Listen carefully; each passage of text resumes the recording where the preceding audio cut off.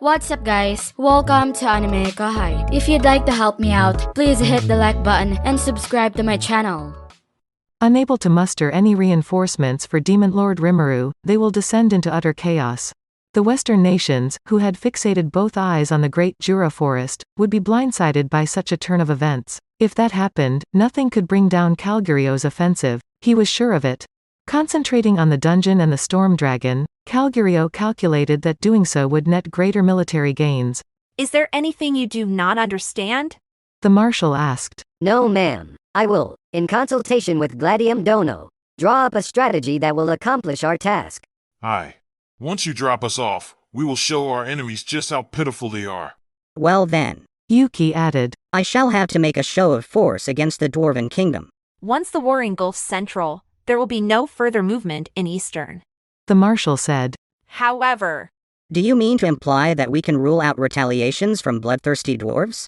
I already know. Yuki never lost his spunk, even as he cut off the marshal. Everyone else in the room, including the other corps commanders, stared at Yuki in disbelief. Is he dense or plain stupid?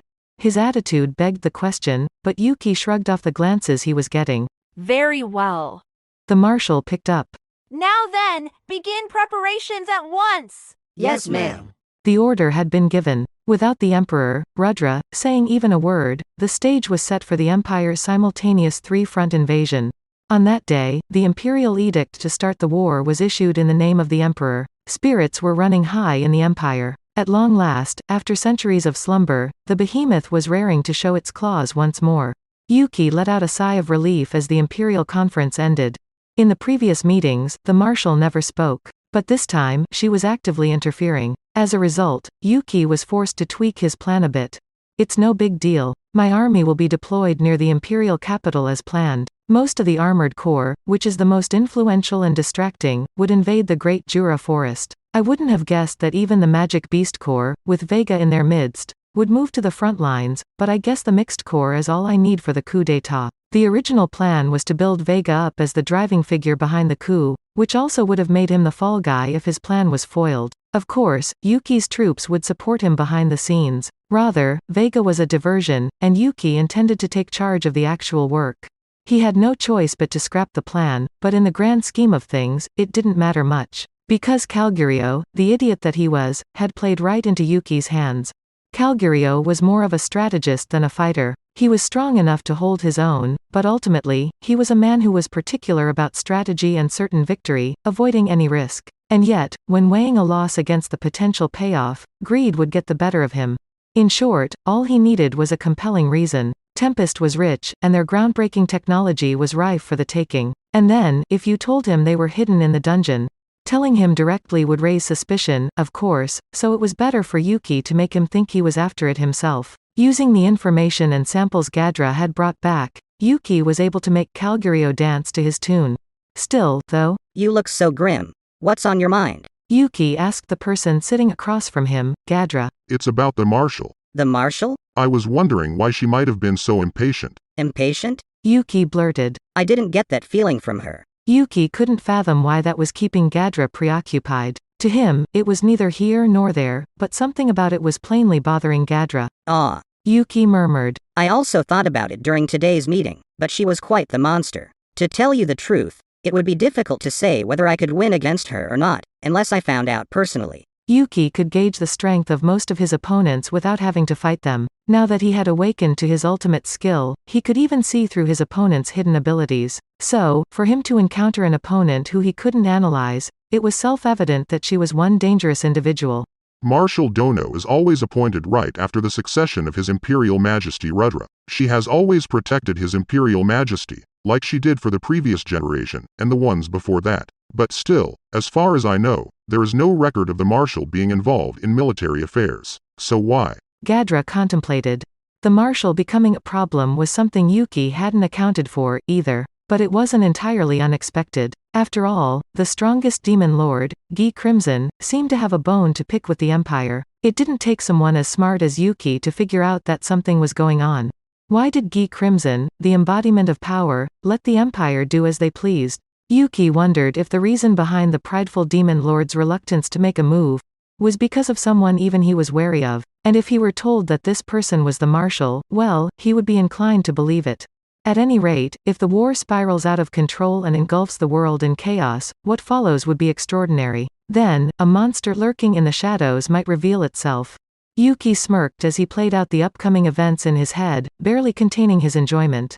Gadra sighed as he watched Yuki indulging in his fantasies, but alas, there was nothing for him to do about it. Changing gears, he decided to talk with Yuki about their future plans. So, Yuki, things are on the up and up on my end. Now that my cause for vengeance against the West has disappeared, I would have preferred to avoid war, nonetheless. What do you think that self-centered attitude will achieve? You've been encouraging war for years. Well, I can't deny that. Gadra was, by and large, a selfish man who never cared about what others told him. As long as he and his beloved friends were safe, nothing else mattered to him. Indeed, he was a great mage, but he was no god. He did not pride himself on being all-powerful and had a clear understanding of his own limits. That was exactly why he desperately insisted on avoiding war, viewing it as his final service to the Empire. Demon lords were said to be the enemy of mankind. They were absolute beings, and thus it was wise to abide by mutual inviolability in principle.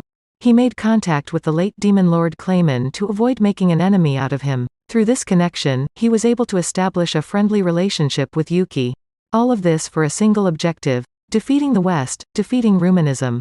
The reason for letting the demon lords rule over a rich territory was to make sure they would not have, or not let them have, territorial ambitions for other nations, so Gadra's policy was not wrong. All this became meaningless, and that was why he wanted to do the opposite and prevent the Empire from descending down the wrong path. Not to mention, Gadra saw Demon Lord Rimuru in a new light. He was a kind and genial soul, and Gadra believed coexistence with him to be the wise choice. After all, even his friend, Adalman, was leading a fulfilling life, despite the drastic change in appearance compared to his previous one. Even more surprising was the strength of his country. Even Adalman, who appeared likely to be on even footing with Gadra, carried the mission to guard the 60th floor of the dungeon. While he was promoted to the guardian of floor 70, it meant that there was still someone higher up the ladder. And of course, there were his other real executives. To oppose such a country is the height of folly. Gadra was certain about it. And by extension, he was convinced the Empire would suffer a crushing defeat. He didn't know what Shinji and crew thought of Rimuru, but he felt something unfathomable about him. For this reason, he had pulled out all the stops to speak out against the war.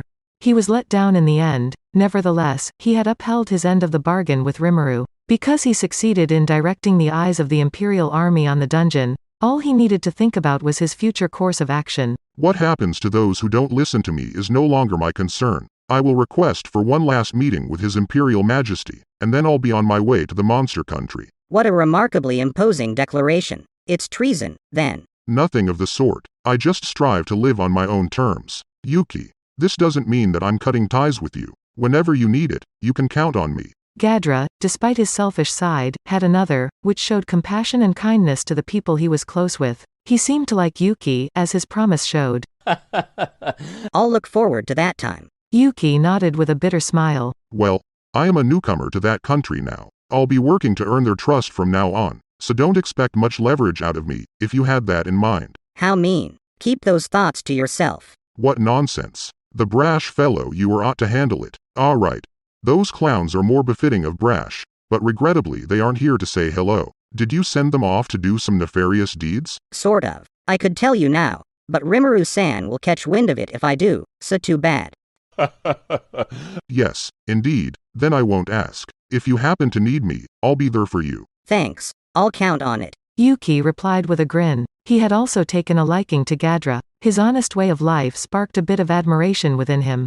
After a moment of laughter, the two shook hands. Well then, I'll be on my way. Yuki, you can go ahead and stage your coup d'etat or whatever with as much of a ruckus or fanfare as you want. However, I get it. It's just that killing His Imperial Majesty is off the table, right? aye, great that you understand. Then, farewell. And so Yuki and Gadra parted ways. Gadra's request for an audience with the Emperor was granted. I suppose I should warn the Emperor. Gadra waited nervously as that though weighed on his mind. Despite the opportunity to state his plea, there was no telling if the Emperor would heed his advice. But still, he wanted to offer his final service to the benefactor whom he had served. His Imperial Majesty is expecting you. A guide called out to him. Gadra walked along the hallway, following the veiled attendant. From the polished corridor of the atrium, the sight of pink cherry blossoms slowly came into view, eternal cherry blossoms. Their petals, on trees that were always in full bloom, were said to be a symbol of the prosperity of the empire. It is as beautiful as ever. However, it was unpopular with Japanese people who came from another world. Is that so? Was it wabi-sabi, or beauty in destruction? Cherry blossoms are an ephemeral beauty, lasting only the moment they scatter in the wind. That's also a way to look at it, isn't that right, Kondo Dono? A fierce man emerged from the shade of a sakura tree. I thought I'd hidden my presence well. You're right. Gadra answered, and took out his beloved cane. I didn't notice you at all. It was just, what's the term, foreboding. Somehow, I guess, I had an ominous feeling for whatever reason. The attendant slipped away unnoticed. I can't let you have an audience with the Emperor. Why? Gadra asked incredulously. I have no intention of giving you the reason, and it's meaningless for you to know it. First Lieutenant Kondo responded and raised one arm, holding a glossy lump of black iron in his hand. It was a Nambu, the first Japanese semi-automatic handgun. You want to kill me? Gadra asked, eyes wide, glaring at him, but it did nothing to perturb First Lieutenant Kondo. Kondo? You bastard. Just as he was about to raise his voice further, Gadra collapsed as a sharp pain tore through his chest. He hadn't let his guard down. He was well informed about guns and had kept a steady eye on Kondo's trigger finger, waiting for the sound of a gunshot, which never came. And more importantly, as he lay there, his consciousness rapidly fading, he realized something. With his last bit of life, he noted that the pain in his chest came from his back, and it wasn't caused by a bullet, but the stab of a knife. Meaning this wasn't the work of Kondo, but someone else. Why did you interfere? Because this man is dangerous. If we allowed this traitor to live, he would have hindered the next reign of His Imperial Majesty. That someone's voice sounded familiar to Gadra, but it seemed entirely out of place. He had to wonder if his mind was playing tricks on him on the verge of death. But this man was still His Imperial Majesty's friend. Gadra's senses grew fainter by the moment as the voice of Kondo faded away. At last, Gadra could feel death's cold embrace.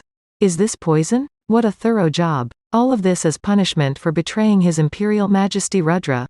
A moment longer, and he would let out his final breath. Lying among the undying petals dancing through the air, Gadra played his final gamble. He invoked a spell he had prepared in advance, and lost consciousness on the spot.